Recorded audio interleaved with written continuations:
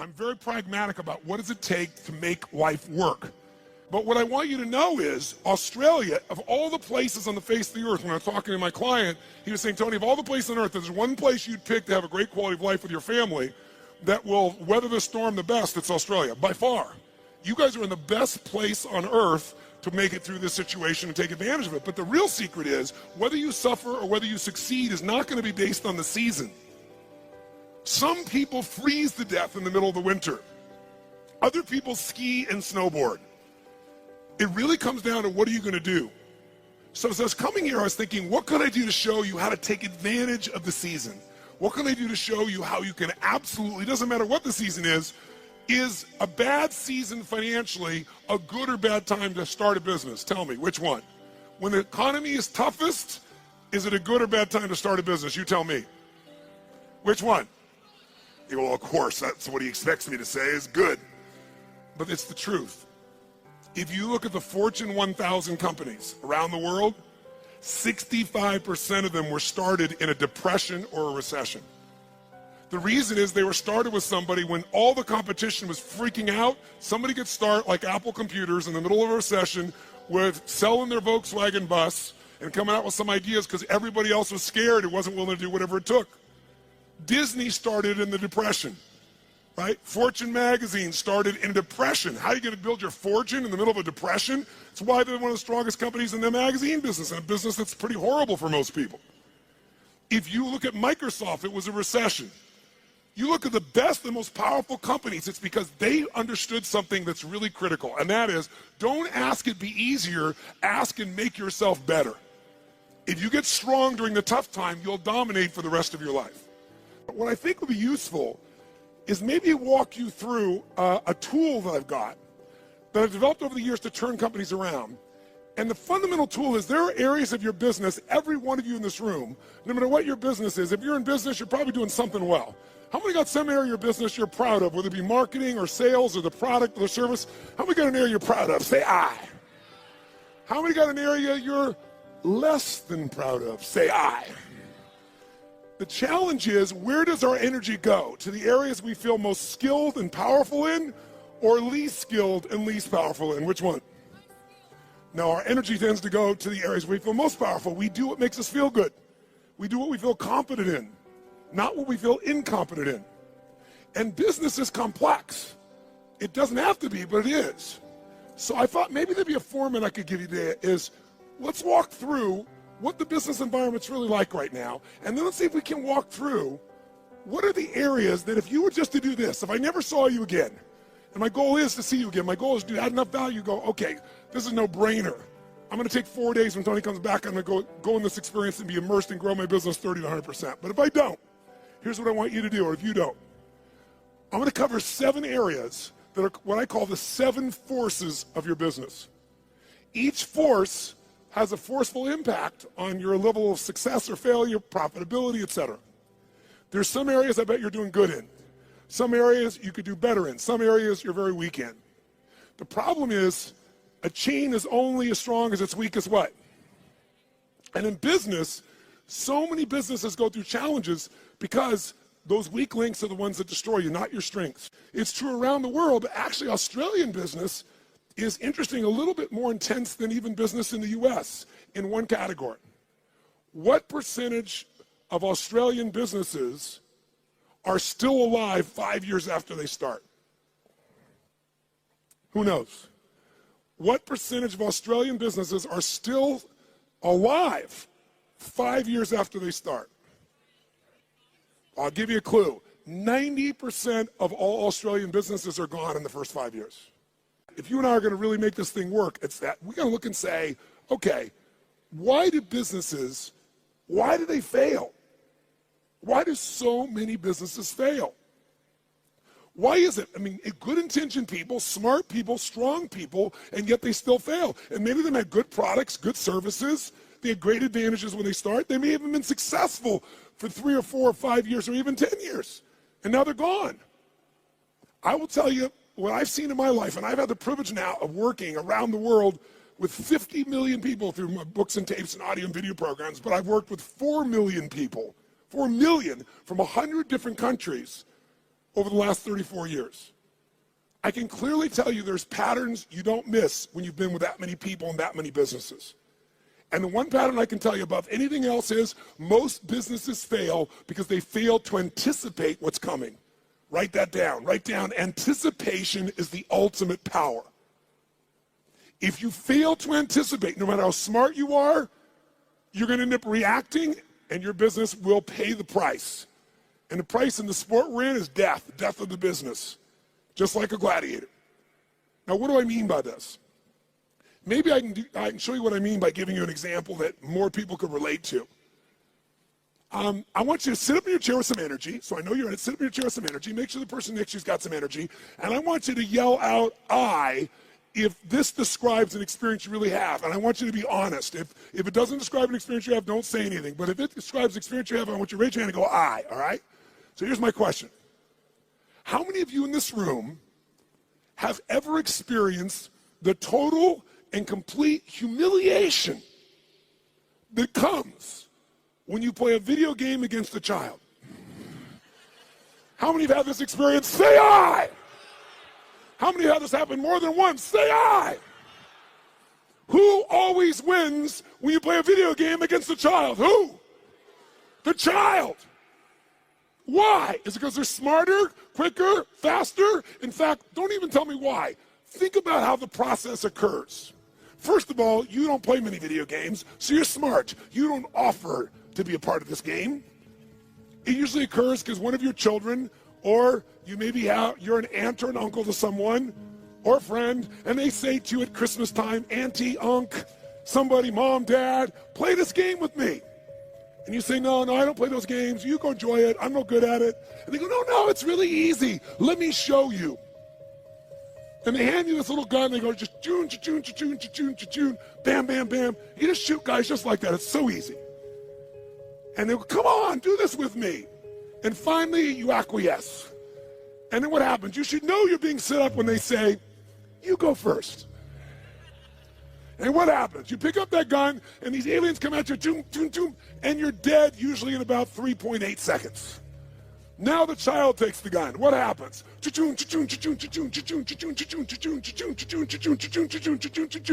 about 45 minutes later, you get your second turn. Who knows what I'm talking about here? Say I. Now you're pissed, right? You're like getting competitive. I am not getting shot in 3 seconds. So now you're really focused, and you get shot in the back, and you're dead in 2 seconds. The kids, 45 minutes later, you get your third one. The kid scores 480 million points, you get 3. Who's had this experience? Say I. Why does the child always win? Is it because they're younger, faster, smarter, more flexible? Their minds are wired this way. No, listen to me. The child always wins because they played this game before. And because they played the game before, listen to me, keywords, they know the road ahead. And if you know the road ahead, you have the ultimate advantage over everyone around you. You must know the road ahead. Why? Because when you know the road ahead, you can anticipate. Write it down again. Anticipation is the ultimate advantage in business and in life. Anticipation, when you know the road ahead, you know what's coming. When you know what's coming, you can anticipate. When you can anticipate, what's the benefit of anticipation? When you anticipate, you're ahead of the game. If you're not anticipating, what do you have to do? React. And when you're in the game of business and you react, you're going to die. It's that simple. I don't care who you are. I don't care how long you've been in business. If you find yourself reacting, you're going to die. You're in business and you didn't anticipate some of the challenges coming up with technology, and all of a sudden it eats you up in a week, in a month. What you built 5-10 years ago disappears.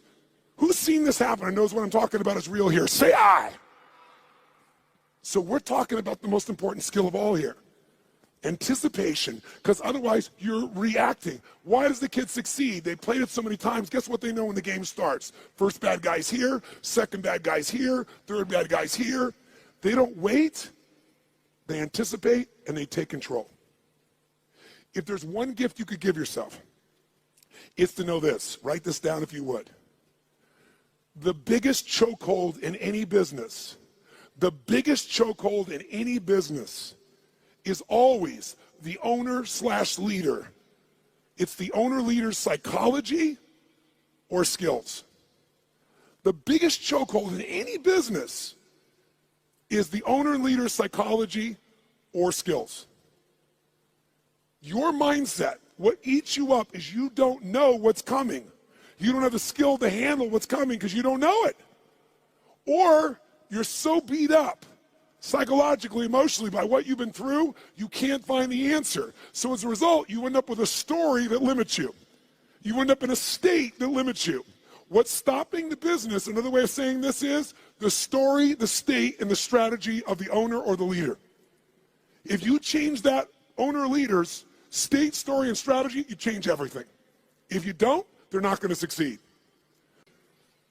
So Bill Gates is a gutsy bastard. Bill Gates has the guy took big risks. He was at Harvard, had a great education set up, wasn't doing so good, but he read a magazine article about the first personal computer called the Altair. And as he read it, he said, you know what? I think this is the future. He anticipated the changes that would come in the future. But he had guts and he took a risk. That's why he's who he is. He called the guy up and he said, listen, I see you got this new computer. You guys need software for that. He said, I've written software for it that'll make it run perfectly. Was that true? Yes or no? It's total bullshit. He made it up. He was just being gutsy and saying, if I tell the guy I've got software and he says, come see me, I'm going to figure out how to do it. Pretty ballsy. Sure enough, the guy said, bring it to me in 3 weeks. So he had 3 weeks to come up with software between he and his partner. And he worked around the clock. And literally, when he went to Altair in New Mexico to show this software, he didn't have a computer to test it on. He didn't know if it was going to work for sure. Thank God for his future, it worked. It was a gutsy, risky thing. He invested all his time and energy. He blew off his school. He did everything. And thank God for him, it worked. But that didn't make him wealthy. You know what made him wealthy? Something called MS-DOS. MS-DOS was software that he did not write. He bought MS-DOS that made him $3.5 billion for $50,000. Bill Gates bought it for $50,000 from somebody else. He saw IBM and he was studying his competition. And he said, they think they're in the computer business. And I think the computer business is going to become a commodity at some point in the future. I want to control the intelligence that controls those computers. So what I'm going to do is I'll offer the software and I'll just go buy it from this kid over here. Now, $50,000 is a huge sum of money. Most business people don't have guts, they don't take risks, and they don't invest. He said, I got to do this. Rolled the dice, got it locked up, went to IBM and convinced them. Now, IBM wanted it. What did IBM want to do? They wanted to buy it from him. He said, no, I'll rent it to you. They said, no. He said, look, you're not in the software business anyway. You're in the computer business. You don't want software. Software changes. You don't know that area. Let me do this for you. The biggest strategic, remember I said your life is controlled by your what? Decisions. That decision made him wealthy. That decision for IBM made them a has-been in a short number of years. You have to anticipate the shifts. Am I making sense with you here? Yes or no? So, what's the solution? The solution, listen to me, is constant and never-ending improvement on the areas that control the success or failure of your business. Constant, never-ending improvement. It doesn't have to be huge, but it has to be constant. Incremental improvements in the areas that matter on a regular basis, and you will dominate as long as you also anticipate. So let me give you 7 real fast because I'm on tight on time. Let me give you the first of the 7. Let me show you how it works. I'm going to start with the end in mind.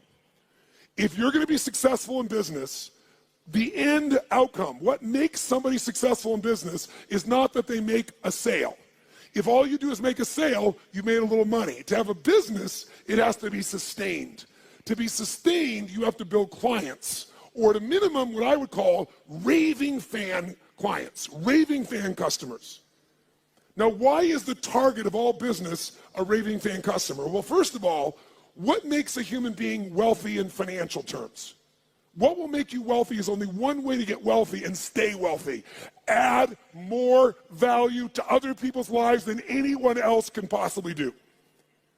If you add more value than anybody else, you will have people be a raving fan of your product, service, or company. And raving fans are the best marketing in the world, because today, nobody pays attention to advertising unless it's shocking. And even then, it doesn't necessarily sell the product. What sells products today is people telling people this is the best shit you can get. How many agree with me on this right now? Say aye. And you can't buy that word of mouth. You can only deliver it by delivering such an incredibly valuable experience or product or service that people tell everybody about it. The first key to getting to that target, if we're gonna grab hold of our energy and we're gonna race towards this target, is you have to do step number one. Step one in a business is you gotta know where you really are. You gotta know where you really are, and you gotta build what I call a business map. Now, what do I mean by a business map? Well, think of it this way. How many of you in this room have a 5-year business plan right now for your company? 5-year business plan, raise your hand. Now, a group of 9,000 people, I'm seeing maybe a dozen hands. The reason you're seeing a dozen hands is because even if you have to do a 5-year plan, it's bullshit. And I'm not being disrespectful. It's bullshit. Why is it bullshit? Everyone tell me. Why is a 5-year business plan in the world we live in today total bullshit? Why? Because the world is changing so fast, you have no clue what's going to be here in 5 years. You're kidding yourself. So what do you throw up your hands and just hope it works out well? That's a disaster too. What you need is a business map. A business map means you understand the territory. You understand what's happening, where it's happening, so as you're moving along, you can adjust with that map to get where you want to go as the environment changes. The way you frame what business you're in to yourself is the single biggest limit in your business, and I promise you it's limiting who you do business with as well. You know, if you ask Peter Drucker, one of the greatest business geniuses of all time, he used to say, there's really only one question, maybe two in business. The question is, what business are you in, and how's business? You must control the meaning within yourself, within your team, and then the way you market it. But you can't do that until you're crystal clear what business you're in. And every 7 weeks, you should be digging in deeper to what business you're in, or you'll ask a third question. What business do you need to be in? Because let me tell you something. You didn't experience in 2008 in Australia what the rest of the world did, but you're going to experience some of what the rest of the world has experienced coming soon. You're going to experience it in your real estate market, you're going to experience it in your shares market, and you're going to experience some unemployment on a much larger scale than what you guys are uncomfortable with right now. It's coming. I'm not here to be Mr. Positive, and I'm not being negative. I'm saying it's coming, so you want to take advantage of winter, not let it freeze you to death. And you can, because when everybody else is scared and hesitating, if you're doing the things I'm showing you, you will take their market share and you will dominate. Even if you're a little guy, you can become a big guy in this time. Because the time in which things change is tough times. That's when little guys become big guys. Because the big guys are doing the same boring shit over and over again and they're not flexible. But I got to tell you something. In order to succeed in your business, you got to fall in love with your clients and not with your products and services. But here's the other question. What stage of the life cycle of a business are you in? Listen to me. This understanding is the most important understanding of all, and I can't give it to you all here. I take a day on this. When I say I give people $1 million guarantee, the reason I'm giving that $1 million guarantee and no one ever takes me up on it, I mean, I think 2 times in 3 years someone's taken me up on it, and when they did, I've been glad because I didn't want a stupid person in my seminar. I was like, if you can't see this is going to save you $1 million and make you $1 million, you shouldn't be in here, right? I'm happy to refund your money. Is this material. And this material is understanding the life stage of a business. See, businesses have life cycles just like humans do. So watch this for a second. Which can get into more trouble, an infant or a toddler? Quick, nice and loud. Which one? Nice and loud. Which one? Why? Because the toddler's more mobile. They can go, what does this rock taste like? Right? Which one could get more in trouble, a toddler or a teenager? That's right. Tell me, if you give your car to a teenager and you say, drive it never above the speed limit, what can you promise and guarantee they're going to do? Are they going to speed, yes or no? And the worst thing that can happen is they get away with it. Let me explain what I mean. Businesses have stages of development. What do they tell you was the most important thing to business? The power of anticipation. What if there was a way to know in advance what problems you were going to have in your business before they happened? You knew exactly what they were, how they were going to happen, and what to do to prevent them right now, no matter what stage you're in. How many think that'd be worth its weight in gold? Raise your right hand, say aye. That's what happens when you understand the stage. Let's go to number 2. The second key force of business that you got to be working on is constant strategic innovation. Now, what the hell does that mean? Sounds so complex. Strategic innovation. Notice I didn't just say innovate. You can innovate, and it may not make a difference. And innovation takes time, energy, and money. It's got to be innovation the customer cares about. Let's go back to Peter Drucker for a moment. Peter Drucker has always said that the core of all business is only 2 things. If a business is successful, these 2 things are its core: innovation and marketing. Everybody else in your company is employed by the people who innovate and market for your company. Because without them, there is no company. Now, what does innovation mean? It means finding a way to meet people's what? Needs. It means finding a way to add more what? Than anybody else is adding. But listen to me. And maybe this will help you understand innovation in a different way. People say, but I am meeting their needs and my customers are really happy, so why innovate? Because it's called innovate or die in the world we live in. Let me explain why. How often does Apple Computer, even though they're the best, find a way to innovate again? How often can you count on it? Is it consistent, yes or no? Every year, sometimes multiple times in a year. Isn't it true? That's why they're number 1. So what you have to do is you can't just meet your needs. You got to meet their needs in a new way. Meet the needs even more. Add more value, but do it in a new way. That's how you have raving fan clients. It's not enough to meet their needs. It's not enough to add more value. Got to do it in new ways all the time. It makes it sexy. It makes it mysterious. It makes it interesting. It makes them want to engage you. It gets them to tell everybody else about the new thing you're doing. Okay? Now, let's go to number 3 real fast. I'm going to have to kick this in gear to catch up. So number 3 is, if you, what was it that we said Drucker said? All business is 2 things, innovation and what? Come on, guys, innovation and marketing. Answer this question for me. Does the best product or service always win? Yes or no? Nice and loud, yes or no? Which company always wins? McDonald's? Where does that shit come from? No, the best marketed product or service. For better or worse, and let's use McDonald's, okay, ma'am? That's a good example. Tell me something. Perfect example. Does McDonald's make the best tasting hamburger in the world? Notice we got a universal 9,000 person response. No. Is it the tastiest? Is it the best quality? Yes or no? But it is the best what? Marketed, as you would say, marketed in the world. I call it marketed. The point of the matter is, this company understands marketing, and even though they have a shit product, they got billions and billions and billions of people to eat that shit. Now, here's the problem with marketing today, and it's a significant problem. I want you to think about this. Does anybody know how many marketing messages the average person had to see 15 years ago? How many messages before they would start to seek you out to consider buying your product, where they would do something active to seek out your product? Does anybody know? 15 years ago, how many times did they have to see a message from you on average if you had a quality ad? The answer is 4. 15 years ago. Does anybody know what the number is today? 16. Now, what do you think that's done to companies' profitabilities? Add value. Does this make sense?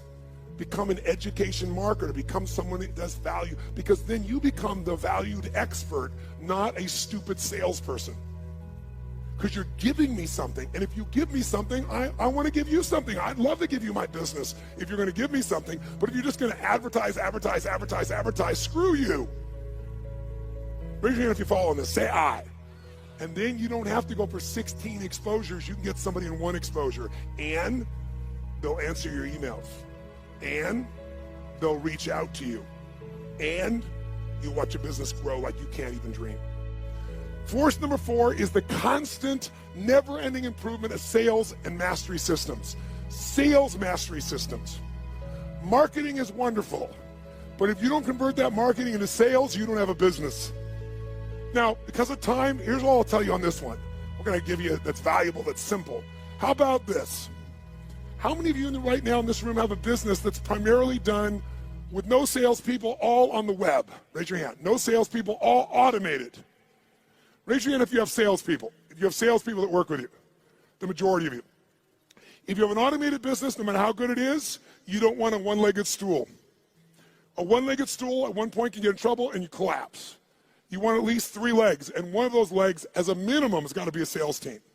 Now, how can you grow, though, when you're a brand new small business or you've been around a while? Well, technology today allows us to be able to hire people to go to work for us literally 24/7, 365 all around the world. We literally have more than 150 people that work for one of my companies, all of which live in different parts of the world, all of which we know only by way of our experience of them, by way of Skype calls where we can see them and coach them, but we measure them better than the persons in the same room with us in the old days. We know what they're doing every moment. We know people are responding. We know everything because it's all fed to us by the web. We have virtual companies now. So if you don't have a lot of resources, we can show you how to get 3 or 5 salespeople in your little company, like these couple of guys here that right now are operators. What if you had 3 people that their entire life was about how to make sure they filled your business? Well, you wouldn't have one little location, you might have 5. But here's what I can tell all of you, just give you one quick hint in this area in the time that we got. Write down one thing. Great salespeople are not trained, they are found. Great salespeople are not trained, they are found and then trained to be even better. And this is coming from a guy that's trained 2 million salespeople in the world. I did that for 15 years. It's one of my jobs. Here's what I mean by this. Write down this phrase. Nature is the most powerful factor. Nature is the most powerful factor. If I was going to give you something in 2 seconds right now, I'd say it's this. If you're going to get a great person to sell for you, you can train somebody all day long, but their nature has to match the job. The 5th force you got to take control of, you've got to have constant anticipation. Remember that key word, anticipation? So you're not reacting, you're anticipating, you know the road ahead in 2 areas of your business. Legal, and I know you're not a lawyer, at least most of you, but you got to know where your risks are, and financial or accounting. Now, how many of you in this room as business owners hate accounting? If you're with me, brothers and sisters, can I have a hallelujah? However, unfortunately, even though you hate it, how many of you in this room have ever been bitten in the bum, so to speak, because you thought the numbers were one thing or they meant something or your cash was one level and it was another? Some accounting piece that really, really hurt you at the time. Who's had this experience before? Raise your hand nice and high. Say I. I want to tell you something. More companies go down because most of you in this room do not like accounting, and I do not want to sell you on being an accountant. What a boring-ass job. But I do want to sell you on knowing enough of this that you can run that accountant or that CFO. Because you still have to lead, and if you don't, you'll become part of the 99% that fail. I don't care how big, smart you are, I don't care how much your sales are. Learning how to manage your business includes the economics, and we take half a day and make it fun so that you can kick ass with any CFO or accountant, and you can ask them questions they don't know. Let me ask you 2 questions real fast. Question 1. How many of you have a specific day of the month that you always go through your financials and you never, ever miss on your business? Raise your hand. Keep your hand up and look around the room.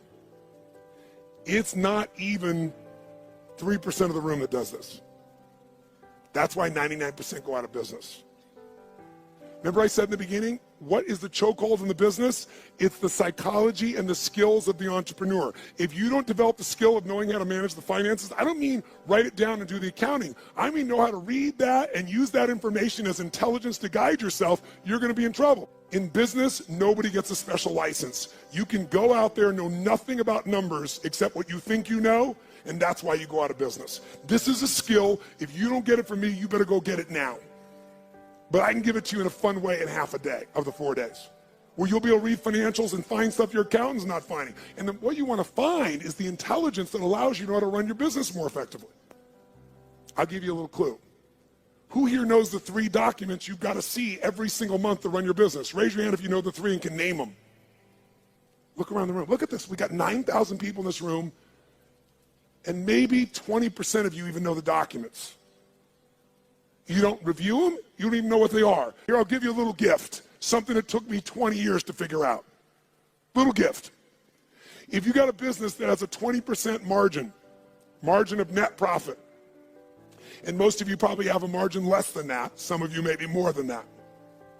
But if you have that, and you just cut 12% of your costs, 12% of your costs on a 20% margin company, you'll grow your profits by 50%, meaning you'll have a 30% margin.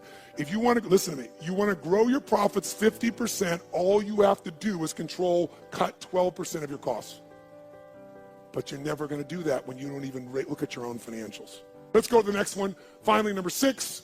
Number 6 is, what if I said to you there was treasure in your business, and that treasure is just waiting for you to come by and pick it up? But you got to dig for it. But if you pick it up, it's going to cost you nothing. What if I said to every one of you in this room, no bullshit, no hyperbole, no exaggeration. In the next 6 to 12 months, 18 months at the outside, in a tougher economy even, you could grow your business 30 to 130%, no exaggeration, no hyperbole. And it's not going to cost you any more money to do it. When I say it's not cost you any money, let me be honest. You might find by spending $5,000, you could make $150,000. Or by spending 10, you could make $500,000. So to me, that's not spending money. How many follow what I'm talking about here? Say I. That is this skill. This is my strongest skill. This is why companies call me in to do turnarounds. This is why my companies are where they are through all the economies and all the countries I've been in, all the industries. You have to learn the skill of optimization and maximization. That's this point. You have to learn to optimize and maximize your business on an ongoing basis. Now, what does that mean? It means figuring out how to do what you're already doing, where you get a geometric result from a bunch of small changes.